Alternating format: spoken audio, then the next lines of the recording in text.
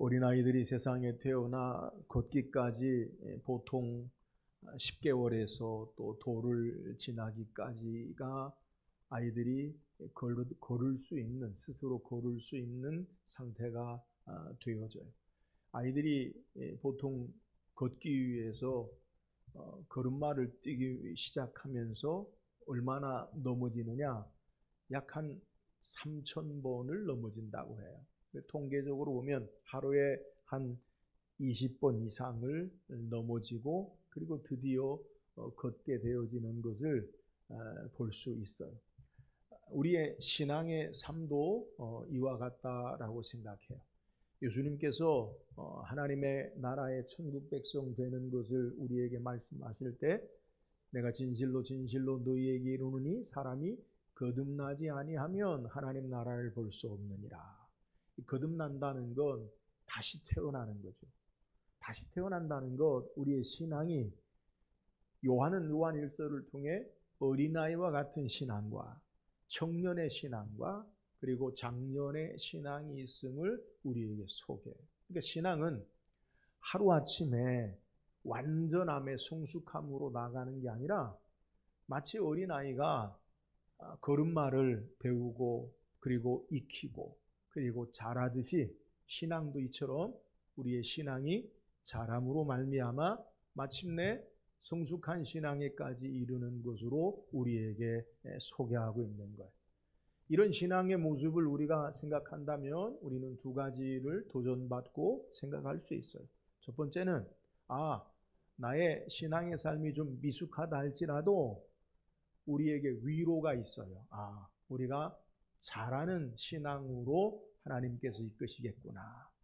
또 하나 우리의 신앙의 삶에 우리가 깨달아야 할 것은 우리는 모두 다 그리스도의 장성한 분량에 충만한 데까지 이르는 삶의 모습으로 나아가야 하는, 그래서 어느 한 군데 머무르거나 그리고 정체된 삶의 모습이 있으면 안 되겠다라는 것을 우리는 깨달아야 돼요.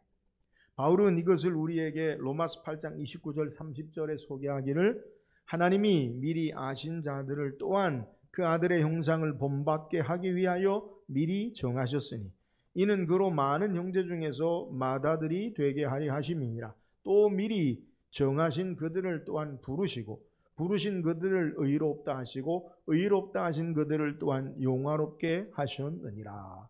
우리에게 위로와 소망을 줘요. 우리를 정하시고 부르시고 의롭다 하시고 용화롭게 하시기까지 계속해서 우리를 붙잡으시고 은혜 베푸시는 것을 우리에게 소개해요. 비록 우리의 미숙함이나 우리의 실수나 우리의 허물이나 우리의 실패에도 불구하고 하나님 우리를 하나님의 자녀로 택하시고 정하시고 우리를 예수 안에서 부르시고 우리를 의롭다 하시고 우리를 용화롭게 하시기까지 계속해서 은혜 가운데 우리의 삶을 주장하심을 성경이 소개하는 거예요.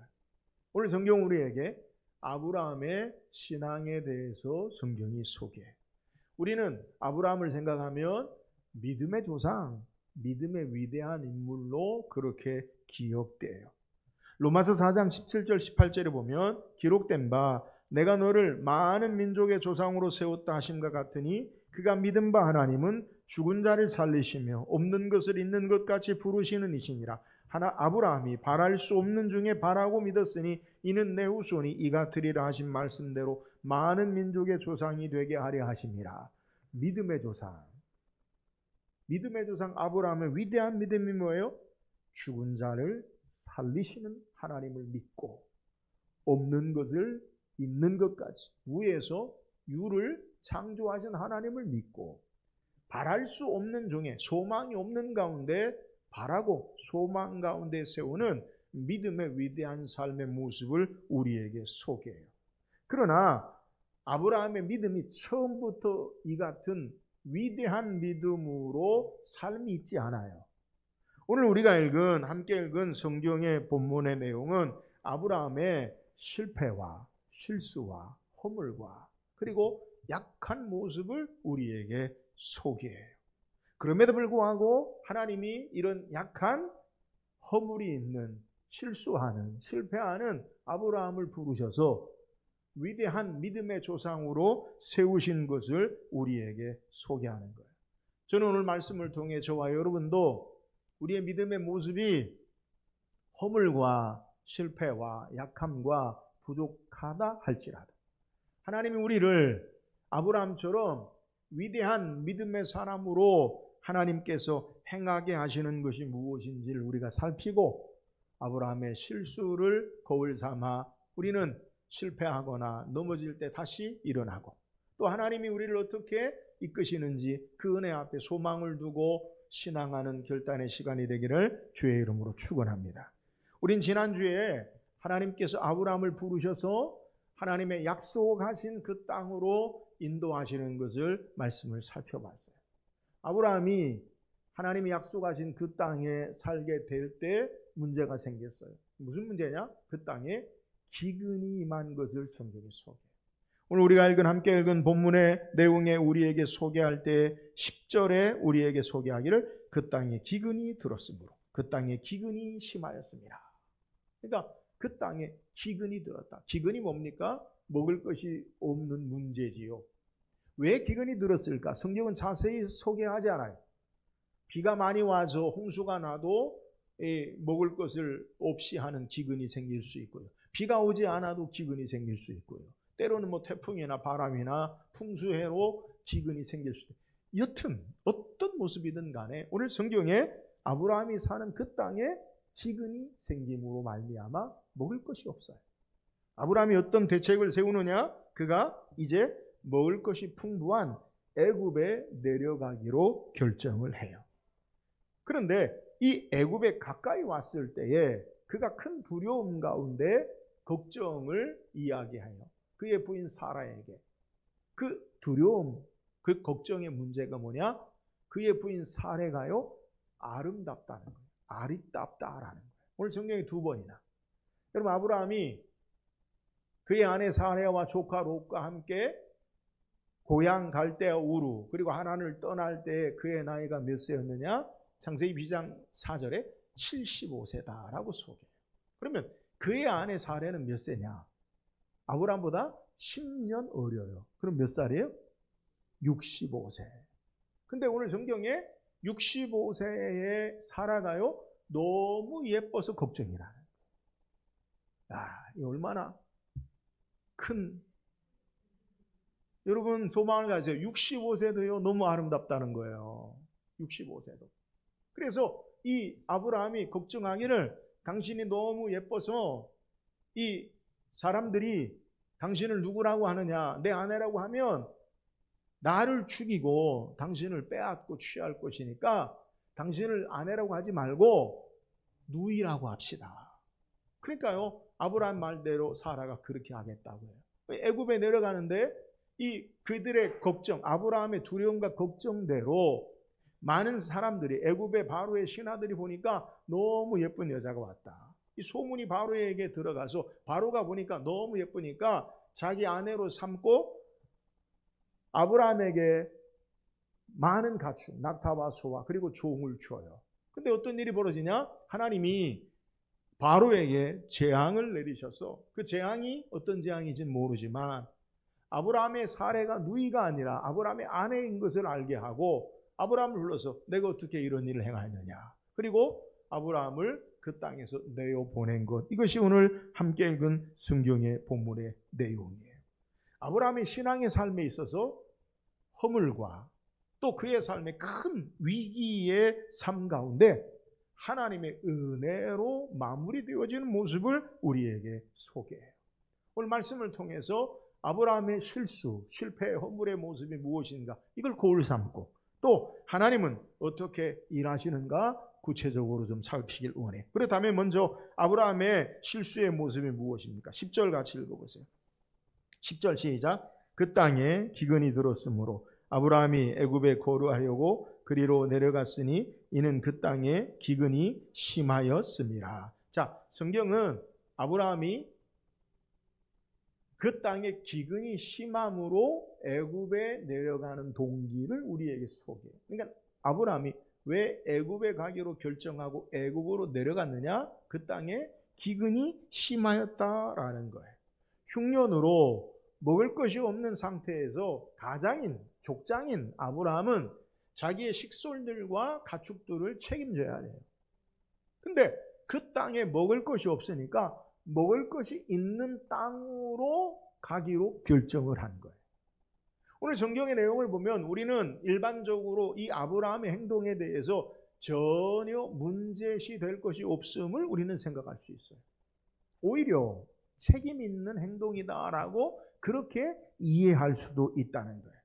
그러나 일반적인 우리의 생각으로는 아브라함이 전혀 문제가 없지만 하나님과의 관계 속에서 아브라함을 바라보면 아브라함이 실수와 그리고 문제가 있는 것을 살필 수 있어요. 왜 아브라함이 실수하는 겁니까?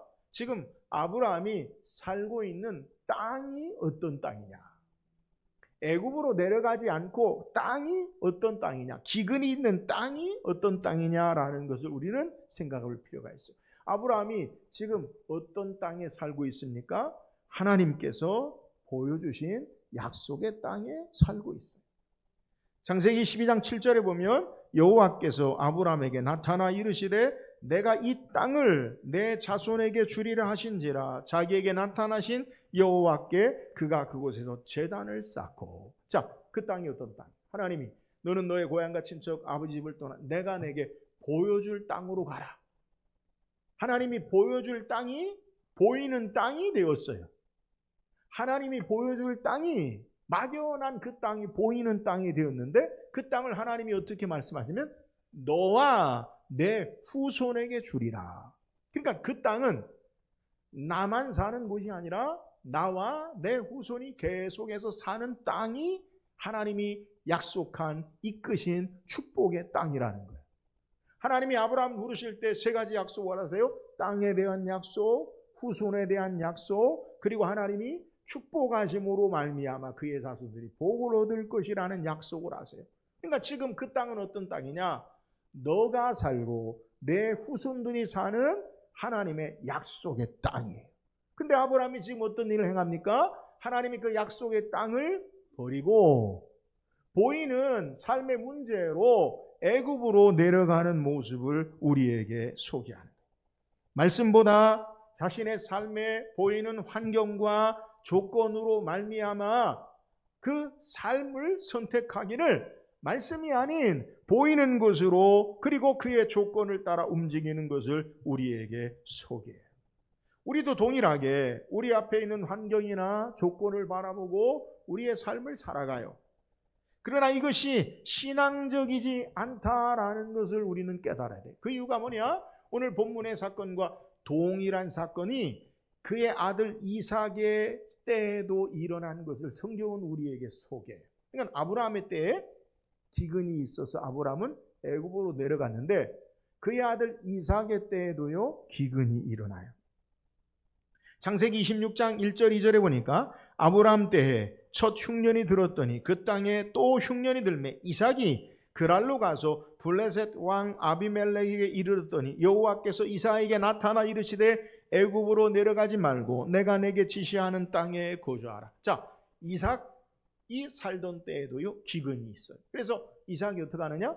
애굽에 내려가려고 남쪽으로 블레셋 아비멜렉 왕 앞에서 살게 될 때에 하나님이 이삭에게 나타나서 말씀하시기를 너는 애굽으로 내려가지 말고 내가 지시하는 이 땅에 거주하라, 살아라 라고 말씀하는 거예요. 똑같아요. 아브라함 때에 흉년이 들었고요. 그의 아들 이삭의 때도 흉년이 들었어요. 아브라함은 애굽으로 내려갔어요. 이삭도 애굽으로 내려가라고 하는데 하나님께서 내려가지 말고 어디에 있으라? 내가 내게 지시하는 땅에 살라. 여러분, 내가 지시하는 땅이 어떤 땅입니까? 우리가 창세기 12장에 하나님이 아브라함을 부르실 때 너는 너의 고향과 친척과 아버지 집을 떠나 내가 내게 보여줄 땅으로 가라. 지시하는 땅, 똑같은 말이에요. 전에 개역 성경에는 내가 내게 지시하는 땅으로 가라라고 소개하고 있어요.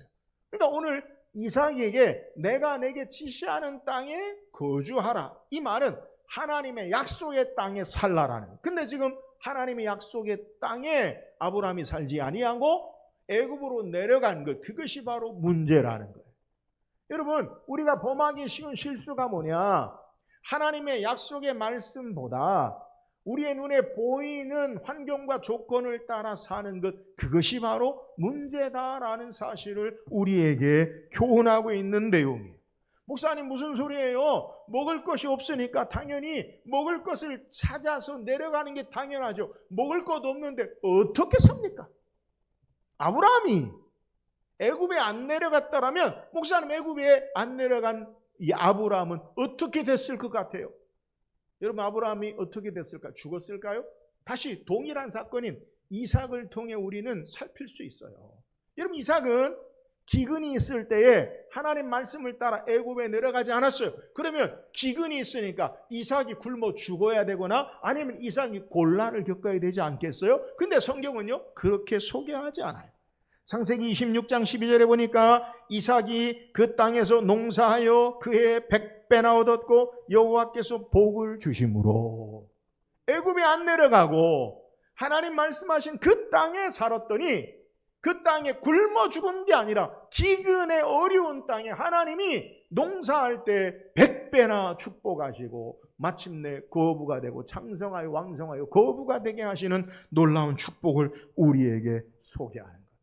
이삭은 하나님 말씀을 따라 약속의 땅에 살았을 때 흉년 가운데서도 하나님이 복을 주시고 그 땅에 농사하여 많은 수확을 거두게 하심을 우리에게 말씀하는 거예요. 여러분, 아브라함의 실수가 뭐예요? 하나님의 약속의 말씀보다 보이는 환경을 바라보고 신앙한 것을 우리에게 소개하는 거예요. 오늘 우리가 어떻게 아브라함을 통해 반면교사 삼고 우리의 신앙의 삶의 실수를 줄여야 합니까? 보이는 조건과 환경보다 하나님 말씀을 따라 사는 저와 여러분 되기를 주의 이름으로 축원합니다.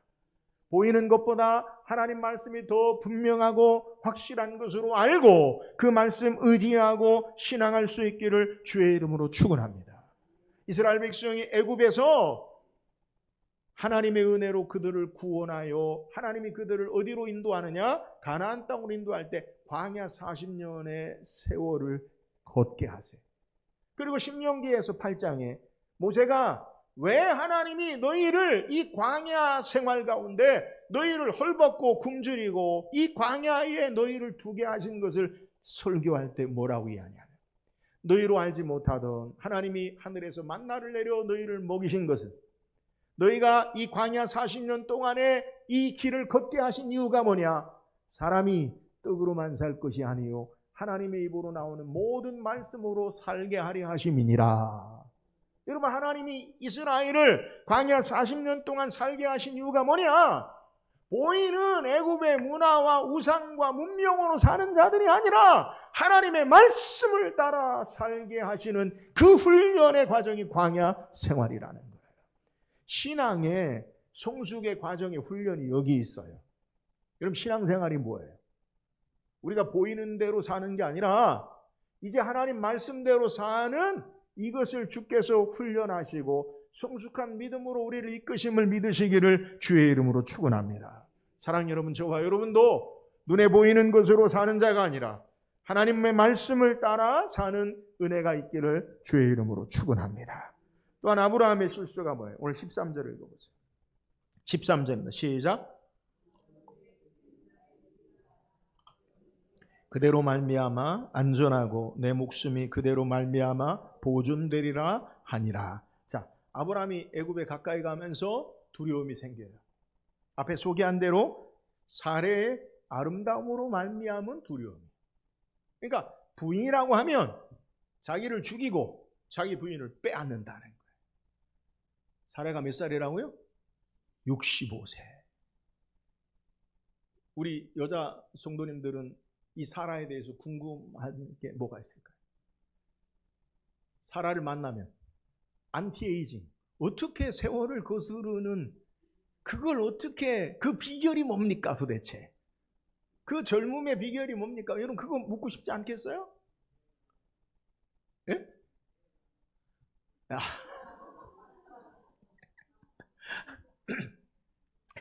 우리 임준대 집사님이 애를 안 낳아서 비결이라는 거예요. 애 안 낳으면 65세 되면 괜찮은가요? 그러지 않아요. 애 안 낳아도 65세 돼도 그러면 우리 지금 현실을 보면 이 피부나 노화나 건강을 자신할 수 없잖아요. 여튼 아브라함이 두려워해요. 고대에서는 강한 자가 약한 자를 약탈하고 탈취하는 것이 빈번한 현실 가운데 애굽의 바로의 절대 권력으로 말미암아 자신을 죽이고 자기 아내를 빼앗을 것이다 라는 것으로 걱정해요. 저는 성경을 읽으면서 65세인데 75세인데 걱정도 너무 기우다, 오바다. 근데요, 실제 그 일이 일어나요. 얼마나 사라가 아름다우면 애굽에 소문이 나요. 그러니까 외부에서 사람이 오면 관심이 있지요. 고대 폐쇄된 사회 속에서 외부에서 어떤 사람들이 들어오면 관심이 있죠. 저도 우리 교회 새로운 성도가 들어오면요, 그 사람 얼굴이 이만하게 보여요. 크게 보인다고. 네? 안 보는 것 같아도 계속 보게 돼요. 이렇게. 그러니까 얼마나 사라를 집중하겠어요. 그 소문이요, 바로의 궁에 들려서 바로가 보니까 이쁘니까 나의 부인으로 삼겠다. 그리고요, 그 보상으로 아브라함에게 오늘 성경에 뭐라고 우리에게 소개하느냐? 소와 양과 노비와 암수나귀와 낙타를 얻었더라. 그러니까 누이라고 하니까 자기 아내로 삼는 대신에 지참금같이 그 부인의 값으로 많은 재물을 줘요. 여기서 우리는 생각해야 돼요. 아브라함이 어떤 사람이냐? 자기 안위를 위해서, 자기 목숨 보존하고자 부인인 사라를 누이라고 속이고 바로에게 줬어요. 얼마나 비겁합니까? 그렇잖아요? 저는 개인적으로 아브라함이 남자답지 별로예요. 얼마나 비겁합니까? 얼마나 못났으면 자기 아내를 지키지 못하. 그럼 혀를 깨물고 죽어야죠. 그게 남자 아니? 그잖아요? 근데 자기 부인을 팔아. 근데 아브라함이요? 이게 성경에 보니까 한 번만 그런 게 아니에요. 창세기 20장에 보면 아비멜렉 앞에서 아브라함이 다시 자기 아내를 누이라고 그렇게 또 행해요. 그러니까 아브라함의 모습을 보면 앞에 소개했죠. 위대한 신앙, 믿음의 조상, 그런 모습이 있어요? 전혀 없어요. 비겁하고 남자답지 못하고 옹졸하고 자신만 생각하는 그러한 모습을 우리에게 소개하는 거예요. 그러면 왜 아브라함이 이런 모습일까? 오늘 성경을 읽어보면요, 오늘 창세기 12장 1절에서부터 9절까지는 하나님이 아브라함을 부르시는 모습을 소개하고, 오늘 우리가 살펴본 10절에서 20절까지는 아브라함이 기근으로 애굽에 내려가는 것을 소개하는데, 아브라함의 모습 가운데 하나님과 전혀 상관없는, 하나님이 보이지 않는 모습을 아브라함의 모습을 통해 살필 수 있어요. 그러니까 아브라함이 기근당할 때 하나님 어려워요, 하나님 도와주세요, 그런 게 없어요. 애굽에 내려갈 때 하나님 도와주세요, 지켜, 그런 거 없어요.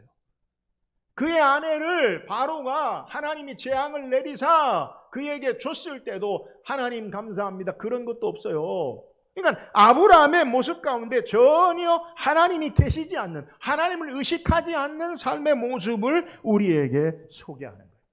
여러분, 하나님 없는 삶의 모습이 바로 이 땅에 자기 지혜로 사는 길을 얻는 것 같지만 자기 지혜로 사는 길이 아니라 더 큰 어려움과 고난의 길로 빠지는 것을 우리에게 소개하고 있어요. 여러분 기억하세요. 하나님 없는 삶의 자기 인생의 지혜로 그것이 성공의 길, 생명의 길, 살 길이라고 생각하지만 그 망하는 길이에요. 오직 예수 안에 길이 있고 하나님 안에 길이 있음을 믿으시기를 주의 이름으로 축원합니다. 예수님 그래서요, 내가 곧 길이다. 여러분 길이 보이지 않을 때 기억하세요. 우리의 눈에 볼 때 하나님과 전혀 상관없는 그 길이 우리에게 구원의 길이 아니라 오직 예수 그리스도만이 구원의 길임을 믿으시기를 주의 이름으로 축원합니다.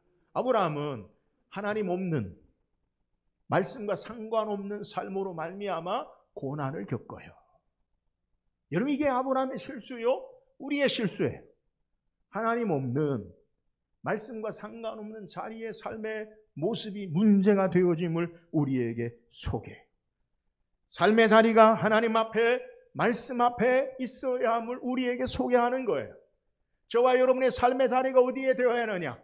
여러분, 환경과 조건이 중요한 게 아니라 하나님 앞에, 말씀 앞에 우리의 삶이 있기를 주의 이름으로 축원합니다. 이런 모습을 예레미야 시대에서 찾아볼 수 있어요. 이스라엘이 바벨론에서 망해요.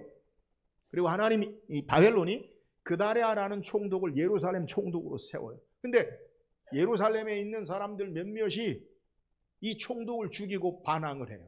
그리고 그다랴가 주도해서 이 일을 평정하고 예레미야에게 찾아가서 결정을 해요. 우리가 애굽으로 내려가서 살 길을 찾길 원합니다. 결정을 해서, 그리고 예레미야에게 찾아와서 당신의 하나님 앞에 우리가 어떻게 행해야 될지를 기도해서 알려주세요. 결정을 했어요. 자기들이 어디에 가기로, 애굽에 가기로. 근데 찝찝해, 꺼림칙해. 자기들이 결정한 게 이게 맞는지 안 맞는지 마음에 꺼림칙하니까 예레미야에게 확인을 하는, 선지자에게 기도해서 좀 알려주세요. 근데 이미 가기로 결정했어요. 예레미야가 기도하고요, 가지 마라, 여기 살아라, 여기서 무슨 일이 있든지 어려운 일이 있어도 여기에서 하나님의 구원을 바라라. 그러면서 말씀한 게 에가서 3장 26절에 사람이 여호와의 구원을 바라고 잠잠히 기다림이 좋도다. 너의 생각대로, 조급함으로, 생각과 판단대로 그것이 살 길이라고 하지 말고 사람이 여호와의 구원을 바라보고 잠잠히 기다림이 좋도다. 하나님의 말씀을 전해요. 그러나 그다랴와 그 일행은 하나님 말씀 버리고 애굽에 내려가고 전부 망하는 인생이 됨을 우리에게 소개해요. 사랑하는 여러분, 오늘 우리의 문제가 뭐예요? 조급함이에요. 내가 다 결정하고 정해놓고 그리고 나서 하나님 도와주세요, 내 결정에 따르라는 거예요. 하나님 보고. 여러분, 하나님은 만물이 여긴 하나님이 아니에요. 기억하세요. 여러분의 결정대로, 여러분이 원하는 대로 하나님이 마음대로 해라, 그런 하나님 아니에요. 우리가 하나님의 말씀과 뜻을 따라 살아야 돼요.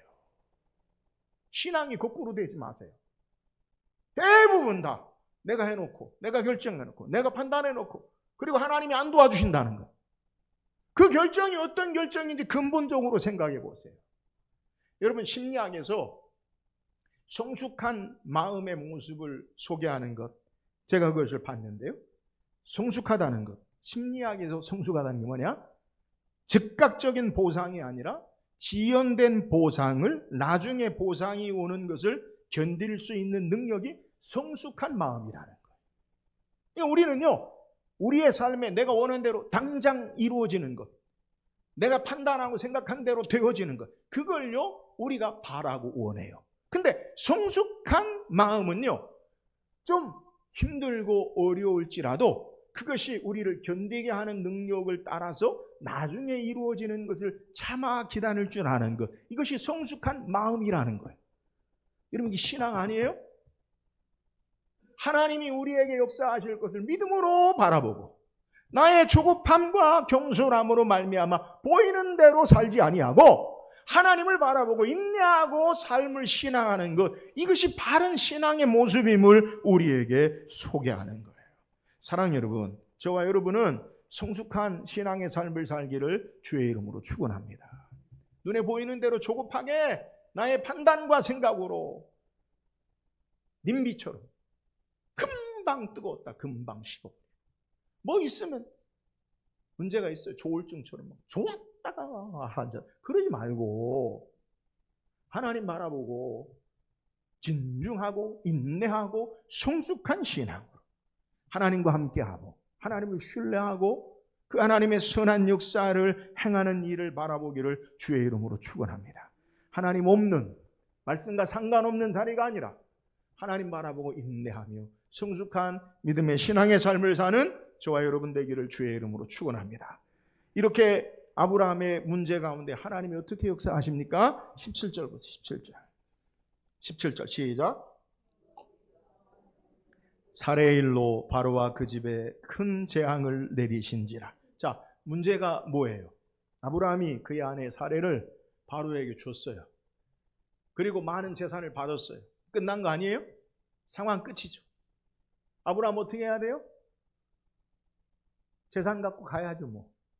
그죠? 이게 끝이에요. 근데 그러한 상황의 끝이면 아브라함에게 치명적인, 정말 씻을 수 없는 그에게 마음에 깊은 상처가 될 거예요. 아내를 팔았어요. 그 돈 가지고 뭐 할 거예요? 그리고 하나님의 약속은 어디 갔어요? 하나님이 너로 큰 민족을 이루겠다고 했는데 그 약속은 어디 가요? 여러분, 아브라함은 이제 끝난 인생이 되어져요. 그런데 끝난 인생이 될 것 같은 그때 하나님이 개입하세요.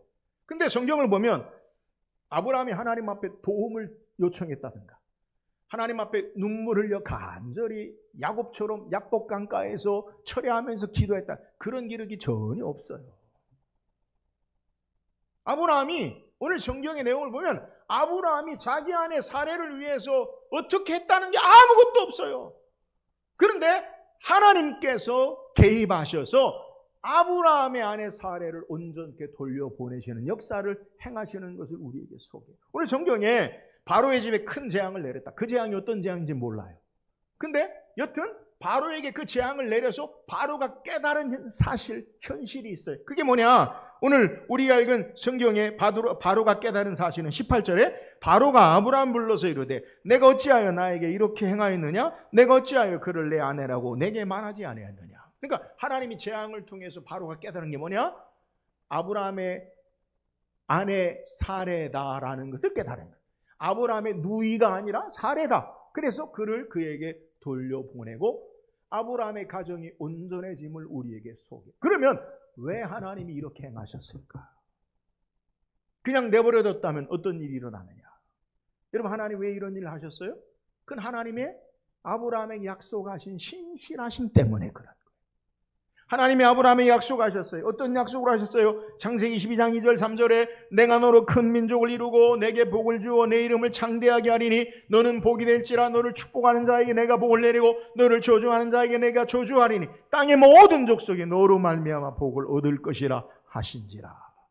너로 말미암아 큰 민족을 이루고 땅의 모든 족속이 복을 얻게 하시는 것은 아브라함과 사례를 통해 하나님이 이루시기로 약속하신 말씀인데, 사라가 바로의 아내가 되면 하나님의 약속의 말씀이 이루어지지 않아요.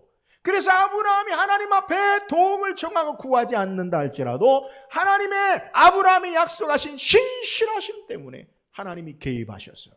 그의 삶 가운데 하나님이 보호하시고 보존하시고 온전케 하사 마침내 하나님의 약속을 따라 신실하심을 따라 이루시는 하나님의 모습을 우리에게 소개하는 거예요. 사랑하는 여러분, 아브라함의 허물, 비겁함, 아브라함의 실수, 연약함에도 불구하고 하나님의 신실하심으로 하나님은 사례를 구원하시고 아브라함을 온전케 하시는 모습을 우리에게 소개해요. 우리가 믿고 있는 하나님은 어떤 하나님입니까?